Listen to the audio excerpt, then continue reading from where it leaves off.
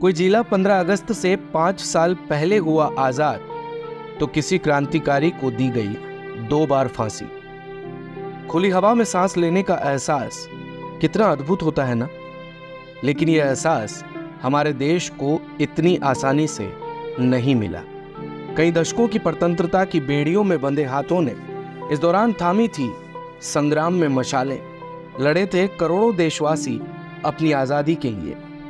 कईयों ने खाई थी अपने सीने पर गोलियां और उजड़ा था कितने ही अपनों का आशियाना। तब जाकर मिली है हमें ये स्वतंत्रता, तब जाकर मिली है हमें ये आजादी।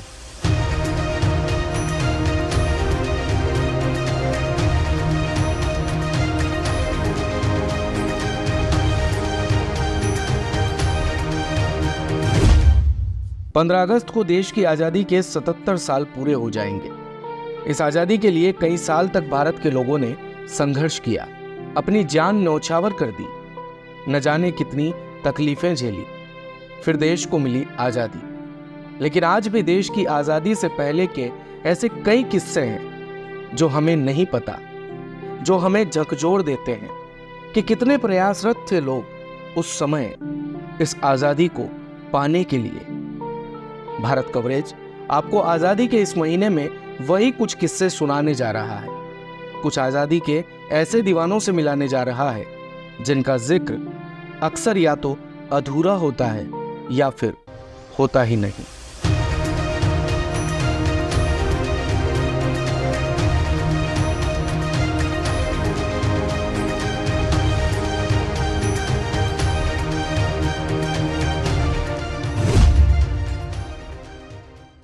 पूरा भारत, समूचा विश्व, आप और हम सभी ये जानते हैं कि 15 अगस्त 1947 को हमारे देश को आज़ादी मिली। लेकिन क्या आप जानते हैं कि उत्तर प्रदेश का एक जिला ऐसा भी है जो आज़ादी से करीब 5 साल पहले यानी 19 अगस्त 1942 को ही आज़ाद हो गया था? जी हाँ, बलिया जिला।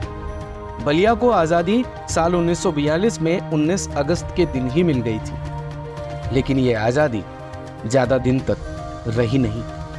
24 अगस्त 1942 को फिर से अंग्रेजों ने पूरे जिले पर कब्जा कर लिया, क्योंकि इस बार अंग्रेजों की फौज बड़ी थी और अधिक शक्तिशाली भी। खैर, आइए जानते हैं कि 5 दिन की ये आज़ादी कैसे मिली थी और कैसे संघर्ष किया था अंग्रेजों के साथ हमारे क्रांतिकारियों ने। बलिया की आजादी की यह कहानी 9 अगस्त 1942 से शुरू होती है। देश में भारत छोड़ो आंदोलन की शुरुआत इसी दिन हुई थी। अंग्रेजों के खिलाफ जगह जगह रोष व्याप्त था। अंग्रेजी हुकूमत ने कई क्रांतिकारियों को जेल के अंदर बंद किया हुआ था। इन सभी कारणों के चलते लोगों का गुस्सा और भड़क उठा। बलिया में उस दौरान आजादी का आंदोलन चरम पर था।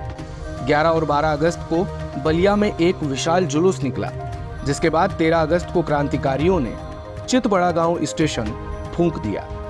14 अगस्त को मिडिल स्कूल के बच्चे जुलूस निकाल रहे थे। इसी दौरान पुलिस वहां पर पहुंच गई।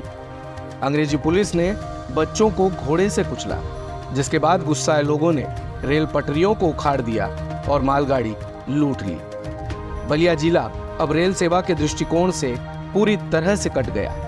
16 अगस्त को फिर से अंग्रेजों ने आंदोलनकारियों पर गोलियां चलवा दी। इसमें दुखी कोयरी समेत 7 लोग शहीद हो गए। 17 अगस्त को रसड़ा में भी पुलिस की गोली से 4 क्रांतिकारी शहीद हुए।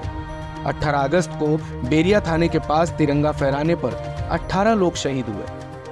19 अगस्त तक आक्रोशित लोगों के भीतर की अग्नि अब ज्वालामुखी का रूप ले चुकी थी। लोगों ने इस दौरान पूरे जिले के थानों को फूंक दिया। सभी जिला जेल पर एकत्रित हो गए।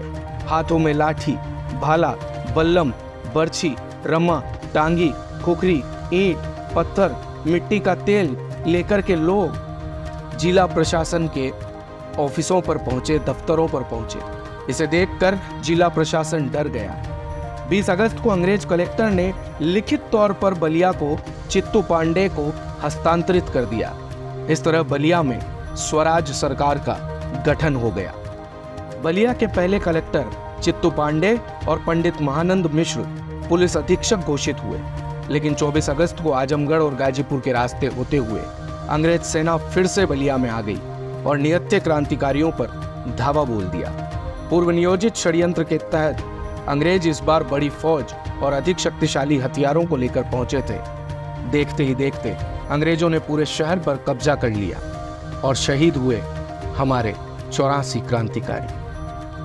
5 दिन पहले आजाद हुआ बलिया जिला एक बार फिर से परतंत्रता की जद में आ गया। बलिया की क्रांति को लेकर तब के हर बड़े नेता ने बलिया के लोगों की सराहना की थी।